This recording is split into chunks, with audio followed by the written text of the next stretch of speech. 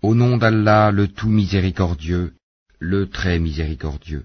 Ce qui est dans les cieux et ce qui est sur la terre glorifie Allah, le souverain, le pur, le puissant, le sage. C'est lui qui a envoyé à des gens sans livre, les Arabes, un messager des leurs qui leur récite ces versets, les purifie, et leur enseigne le livre et la sagesse, bien qu'ils étaient auparavant dans un égarement évident, ainsi qu'à d'autres, parmi ceux qui ne les ont pas encore rejoints. C'est lui le puissant, le sage. Telle est la grâce d'Allah qu'il donne à qui il veut, et Allah est le détenteur de l'énorme grâce. Ceux qui ont été chargés de la Torah, mais qui ne l'ont pas appliquée, sont pareils à l'âne qui porte des livres.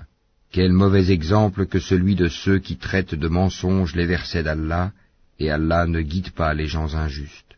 Ô vous qui pratiquez le judaïsme, si vous prétendez être les bien-aimés d'Allah, à l'exclusion des autres, souhaitez donc la mort si vous êtes véridiques. Or, ils ne la souhaiteront jamais à cause de ceux que leurs mains ont préparés. Allah cependant connaît bien les injustes. La mort que vous fuyez va certes vous rencontrer.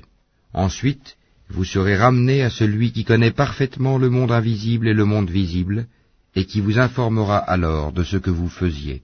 Ô vous qui avez cru, quand on appelle à la salate du jour du vendredi, accourez à l'invocation d'Allah, et laissez tout négoce. Cela est bien meilleur pour vous, si vous saviez.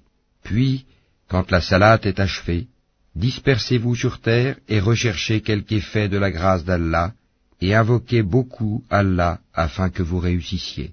Quand ils entrevoient quelque commerce ou quelque divertissement, ils s'y dispersent et te laissent debout. Dis, ce qui est auprès d'Allah est bien meilleur que le divertissement et le commerce, et Allah est le meilleur des pourvoyeurs.